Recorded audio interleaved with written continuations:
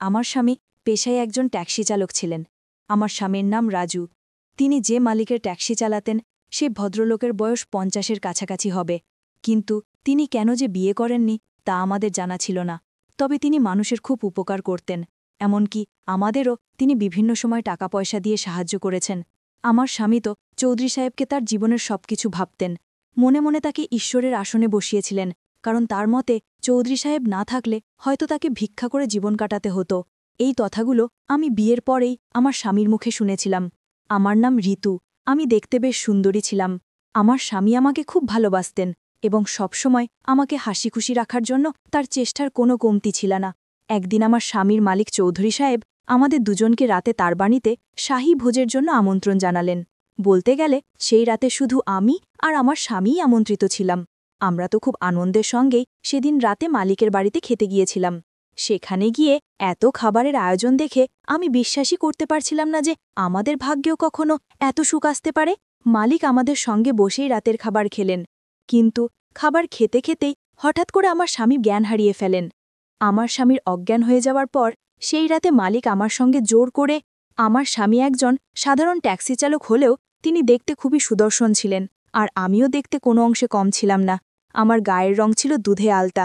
গরিব পরিবারে জন্ম হলেও আমি ছিলাম অপরূপ সুন্দরী। আমাদের বিয়ের পর আমার স্বামীর জীবনে অনেক উন্নতি হতে শুরু করেছিল। বিয়ের পর থেকেই স্বামীর মুখে মালিকের অনেক প্রশংসা শুনতাম। তিনি বলতেন মালিক নাকি সব গরিব দুঃখী মানুষকে অকাতরে সাহায্য করেন। এমনকি আমাদের থাকার জন্য চৌধুরী সাহেব তার বাড়ির পেছনের বিশাল গেস্ট হাউসটাও ছেড়ে দিয়েছিলেন। এমন নয় যে আমার স্বামীর নিজের কোনো বাড়ি ছিল না, তার একটা ছোট মাটির বাড়ি ছিল গ্রামে।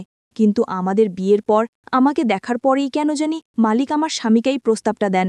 আমাদের বিয়ের পর সেদিনই আমার স্বামী আমাকে প্রথমবার মালিকের বাড়িতে নিয়ে গিয়েছিলেন তার সঙ্গে পরিচয় করিয়ে দেবার জন্য। আমাকে দেখার পর চৌধুরী সাহেব আমার স্বামীকে বলেছিলেন, রাজু, তুই তো এখন সংসারী হয়েছিস, তোর দায়িত্ব বেড়েছে। আমি চাই না তোর কোনো কষ্ট হোক। আমি তোকে নিজের ছোট ভাইয়ের মতোই দেখি। তাই আজ থেকে তুই তোর স্ত্রীকে নিয়ে আমার বাড়ির পেছনে গেস্ট হাউসে থাকবি। ওটা তো খালিই পড়ে আছে। আমার স্বামী প্রথমে লজ্জায় মালিকের এই বড় প্রস্তাবে রাজি হচ্ছিলেন না। আসলে আমরা দুজনেই মালিকের এমন অপ্রত্যাশিত প্রস্তাবে কিছুটা ঘাবড়ে গিয়েছিলাম, তাই প্রথমে রাজি হতে পারছিলাম না। কিন্তু তখন মালিক আমার স্বামীর সামনে আমার গালে আলতো করে হাত রেখে বললেন, দেখো ঋতু, তোমার স্বামী রাজুকে আমি নিজের ছোট ভাইয়ের মতোই স্নেহ করি। আমি কি তোমাদের জন্য এইটুকুও করতে পারি না? তোমরাই তো আমার সব। আর শোনো ঋতু, তোমার যদি কোনো রকম অসুবিধা হয় তুমি নিঃসংকোচে আমাকে জানাবে। আর রাজু যদি তোমাকে কখনো কোনো কষ্ট দেয় তাহলে আমাকে এসে বলবে, আমি ওকে ঠিক শুধরে দেব। মালিকের এই আন্তরিক কথা শুনে আমরা তিনজনে একসঙ্গে হেসে উঠেছিলাম। তখন আমি মালিককে বলেছিলাম, চৌধুরী সাহেব, এই জন্যই তো আমার স্বামী আপনাকে এত শ্রদ্ধা করে এবং এত সুনাম করে। আজ আমি নিজের চোখেই তার কারণ দেখতে পেলাম। আমার কথা শুনে আমার স্বামী আমাকে বললেন, রিনা, মালিকের পায়ে হাত দিয়ে প্রণামটা তো করো। আমি স্বামীর কথা শুনে আনন্দের সঙ্গে মালিকের পায়ে হাত দিয়ে প্রণাম করলাম। মালিকের কথা মতোই এর ঠিক দুদিন পর আমরা তার বাড়ির পেছনের গেস্ট হাউসে চলে এসেছিলাম। আমি আর আমার স্বামী দুজনেই গ্রাম থেকে শহরে এসেছিলাম। তাই শহরে এসে চৌধুরী সাহেবের এত বড় গেস্ট হাউস দেখে আমার সবকিছুই স্বপ্নের মতো মনে হচ্ছিল, কারণ ছোটবেলা থেকে তো মাটির বাড়িতে থেকেই বড় হয়েছি এবং অনেক অভাব অনটন দেখেছি। তাই স্বামীর সঙ্গে মালিকের গেস্ট হাউসে এসে আমি অত্যন্ত খুশি ছিলাম। মালিকের বাড়িতে আসার পর আমার স্বামী আমাকে ভালোবেসে বলেছিলেন, দেখলে তো রিনা, আমি তোমাকে বলেছিলাম না যে বিয়ের পর আমি তোমাকে রানীর মতো করে রাখব। আর দেখো, আজ মালিকের দয়ায় আমরা কত বড় একটা বাড়িতে থাকার সুযোগ পেয়েছি। কিন্তু আমরা স্বপ্নেও ভাবতে পারিনি যে মালিকের এই সাহায্যের পেছনে অন্য কোনো উদ্দেশ্য ছিল। তার ভেতরের খারাপ উদ্দেশ্যটা আমরা প্রথমে বুঝতে পারিনি।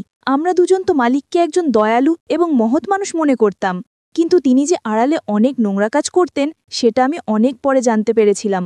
সেদিন আমরা দুজনে মিলে ভালো মন্দ রান্না করে একসঙ্গে খেলাম এবং খুব আনন্দ করলাম। এমনকি রাতে নিজে মালিক আমাদের সঙ্গে দেখা করতে এসেছিলেন। তিনি আমার মাথায় হাত বুলিয়ে জিজ্ঞেস করলেন, আমাদের আর কিছুর প্রয়োজন আছে কিনা। তখন আমি মালিককে বললাম, মালিক, আমাদের আর কিছুই লাগবে না, আমরা প্রয়োজনের থেকেও অনেক বেশি পেয়েছি। আপনার এই দয়া আমরা কোনোদিন ভুলতে পারবো না।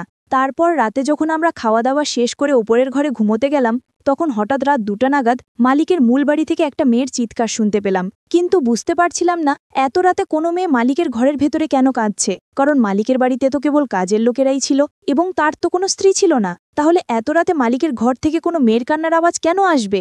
মেয়েটির কান্নার আওয়াজ শুনে আমি আমার স্বামীকে জাগিয়ে বললাম যে মালিকের ঘর থেকে একটা মেয়ের কান্নার আওয়াজ আসছে। আমার স্বামী তখন বললেন, তোমাকে ওসব নিয়ে ভাবতে হবে না, তুমি চুপচাপ ঘুমিয়ে পড়ো, ওদিকে মন দেবার কোনো দরকার নেই।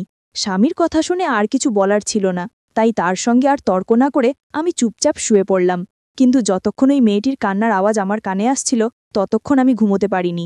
প্রায় আধ ঘন্টা পর মেয়েটির কান্নার আওয়াজ থেমে গেল। আমি কিছুই বুঝতে পারছিলাম না যে মালিকের বাড়ির ভেতরে আসলে কি হচ্ছে। সেদিন সারা রাত এই কথাগুলো ভাবতে ভাবতেই কেটে গেল। আমি এক মুহূর্তের জন্য ঘুমোতে পারিনি। এইভাবে প্রত্যেক রাতেই আমি মেয়েদের কান্নার আওয়াজ শুনতে পেতাম, আর আমার স্বামীকে যখনই এই বিষয়ে কিছু বলতাম সে আমার কথার কোনো গুরুত্ব না দিয়ে ঘুমিয়ে পড়ত। এইভাবে কিছুদিন চলার পর সেদিন রাতেও যখন আমি মালিকের ঘর থেকে একটি মেয়ের কান্নার আওয়াজ শুনতে পেলাম, তখন আমি আর থাকতে না পেরে বিছানা থেকে উঠে নিজের ঘর থেকে বেরোতে যাচ্ছিলাম। ঠিক তখনই আমার স্বামী তার বিছানা থেকে উঠে আমার হাত ধরে আটকালো আর বলল, এত রাতে তুমি কোথায় যাচ্ছ? আমি তখন স্বামীর ওপর রেগে গিয়ে বললাম, আজ আমি মালিকের ঘরের ভেতরে গিয়ে দেখে আসব যে কে কাঁদছে এবং কেন কাঁদছে, কারণ আমি প্রত্যেক রাতে মেয়েদের কান্নার আওয়াজ শুনি, আর সেই কান্নার শব্দে আমার সারা রাত ঘুম আসে না। আমার স্বামী তখন আমার হাত ধরে বলল, রিনা, আমি তোমাকে কতবার বলেছি এসব ব্যাপারে বা এসব ঝামেলার মধ্যে পড়তে যেও না। আমি তখন স্বামীকে জিজ্ঞেস করলাম, তার মানে তুমি সবকিছুই জানো? তুমি জানো যে প্রত্যেক রাতে মালিকের ঘর থেকে মেয়েদের কান্নার আওয়াজ আসে এবং কেন আসে? মালিকের ঘর থেকে মেয়েদের কান্নার আওয়াজ কেন আসে তা আমি বলতে পারবো না, কিন্তু আমি অনেক আগেই পাড়ার কিছু মেয়েকে মালিকের ঘরের ভেতরে যেতে দেখেছি। আমি জানি না তারা মাঝরাতে মালিকের ঘরের ভেতরে কেন যায়। এই ব্যাপারে আমি কোনোদিন মালিককে কিছু জিজ্ঞেসও করিনি, কারণ আমার সাহস হয়নি, আর আমি এসব ঝামেলার মধ্যে থাকতেও চাই না। মালিক রোজই আমাদের সঙ্গে দেখা করতে আসতেন। এইভাবে প্রায় 7 দিন কেটে যাবার পর সেদিন দুপুরে যখন মালিক আমার সঙ্গে দেখা করতে এসেছিলেন, তখন আমি আর থাকতে না পেরে তাকে জিজ্ঞেসই করেই ফেললাম, মালিক, আমি কিন্তু প্রত্যেক রাতে আপনার ঘরের ভেতর থেকে মেয়েদের কান্নার আওয়াজ শুনতে পাই। মালিক তখন আমার দিকে তাকিয়ে একটা রহস্যময় হাসি হেসে আমার কাছে এগিয়ে এসে আমার মাথায় হাত বুলিয়ে বললেন, এইটা তোমার মনের ভুল রিনা, আমার ঘর থেকে কেন কোনো মেয়ের কান্নার আওয়াজ আসবে? এই কথা বলে মালিক আর বিশেষ কিছু না বলে আমার ঘর থেকে বেরিয়ে চলে গেলেন। কিন্তু সেদিন আমি মনে মনে ঠিকই করে নিয়েছিলাম যে অনেক হয়েছে, এবার আমি নিজের চোখে দেখব যে প্রত্যেক রাতে মাঝরাতে মালিকের ঘর থেকে মেয়েদের কান্নার আওয়াজ কেন আসে। তাই সেদিন সবার চোখের আড়ালে লুকিয়ে মালিকের ঘরের ভেতরে ঢুকে পড়লাম এবং খাটের তলায় লুকিয়ে রইলাম। তারপর মাঝরাতে আমি নিজের চোখে যা দেখলাম তাতে আমার পায়ের তলার মাটিটাই যেন সরে গেল। আসলে মাঝরাতে একজন লোক তার স্ত্রীকে মালিকের ঘরের ভেতরে রেখে গেল। মেয়েটি তার স্বামীর হাতে পায়ে ধরে অনেক কান্নাকাটি ও কাকুতি মেনতি করছিল যাতে তাকে মালিকের কাছে রেখে না যায়, কিন্তু লোকটা নিজের চোখের জল ফেলতে ফেলতে তার স্ত্রীকে সেখানে রেখে মালিকের ঘর থেকে বেরিয়ে গেল। কিছুক্ষণ পরে মালিক ঘরের ভেতরে এলেন। আমি খাটের তলা থেকে সবকিছু লুকিয়ে দেখছিলাম। মালিক যখন ঘরের ভেতরে এলেন তখন মেয়েটি তার পায়ে ধরে কান্নাকাটি শুরু করে দিল এবং বলল, মালিক, দয়া করে আমার সর্বনাশ করবেন না, আমাকে যেতে দিন।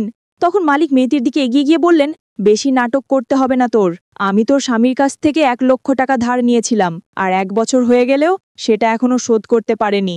আমি তাকে 6 মাসের সময় দিয়েছিলাম, তাই এখন বেশি নাটক না করে আমার কথা শোন।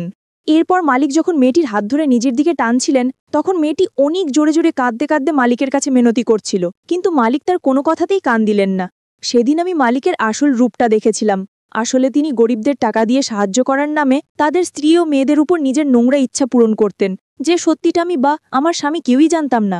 মালিক যখন মেয়েটিকে জোর করে নিয়ে যাচ্ছিলেন তখন আমি আর সহ্য না করতে পারে বিছানার নিচ থেকে বেরিয়ে এসে মালিকের সামনে দাঁড়িয়ে পড়লাম। মালিক আমাকে দেখে চমকে গিয়ে মেয়েটির হাত ছেড়ে দিলেন, আর সেই সুযোগে মেয়েটি সেখান থেকে পালিয়ে গেল। তারপর আমি মালিককে বললাম, ছি, আমি তো আপনাকে একজন ভালো মানুষ মনে করতাম, কিন্তু আপনি এতটা নোংরা এবং নিচু মনের মানুষ আমি স্বপ্নেও ভাবতে পারিনি। আপনি গরিব মানুষদের সাহায্য করার নামে তাদের স্ত্রী ও মেয়েদের সঙ্গে এই ধরনের ঘৃণ্য আচরণ করেন। মালিক তখন হঠাৎ করে আমার হাত চেপে ধরে আমার চোখের দিকে তাকিয়ে বলল, রিনা, আমি তোমাকে অনেক ভালোবাসি। যেদিন থেকে তোমাকে দেখেছি সেদিন থেকে আমি তোমার জন্য পাগল হয়ে গেছি। আমি সারাদিন শুধু তোমার কথাই ভাবি। তুমি ওই চালক বিপ্লবকে ছেড়ে দিয়ে আমার কাছে চলে এসো। আমি তোমাকে রানীর মতো করে রাখব। আমি তোমার ছাড়া থাকতে পারছি না। আমি তোমাকে কাছে পেতে চাই। মালিকের মুখ থেকে এসব নোংরা কথা শুনে আমার মাথায় যেন আকাশ ভেঙে পড়ল। আমি তখন রেগে গিয়ে আমার হাতটা মালিকের হাত থেকে এক ঝটকায় ছাড়িয়ে নিয়ে বললাম, আমার স্বামী যেমন আপনাকে বড় ভাইয়ের মতন মনে করত আমিও ঠিক সেই রকমই শ্রদ্ধা করতাম, কিন্তু আপনার মনে আমার প্রতি এত নোংরা চিন্তাভাবনা ছিল সেটা আমি ভাবতেও পারিনি। আর একটা কথা শুনে রাখুন, আমার স্বামী একজন সাধারণ চালক হলেও তিনি একজন সৎ মানুষ। তিনি আমাকে অনেক ভালোবাসেন এবং আমাকে রানীর মতনই রেখেছেন। আপনার ব্যাপারে সবকিছু জানার পর আমি আর এক মুহূর্তও এখানে থাকতে চাই না। আমি কাল সকালেই আমার স্বামীর সঙ্গে আমাদের গ্রামের বাড়িতে চলে যাব। দরকার নেই আমার আপনার মতন মানুষের সাহায্য বা টাকা পয়সার। এই কথা বলে যখন আমি ঘর থেকে বেরিয়ে যেতে যাচ্ছিলাম তখন মালিক আমার হাত ধরে বললেন, তুমি আমাকে কোথাও যেতে দেবে না, তুমি শুধু আমার। আমি যখন মালিককে আমার হাত ছেড়ে দিতে বললাম তখন তিনি বললেন, তুমি যখন আমার ব্যাপারে সবকিছু জেনেই গেছো তাহলে এটাও জেনে রাখো যে আমি যেদিন প্রথম তোমাকে দেখেছিলাম সেদিনই মনে মনে ঠিক করে নিয়েছিলাম যে তোমাকে আমি নিজের করে পাবই।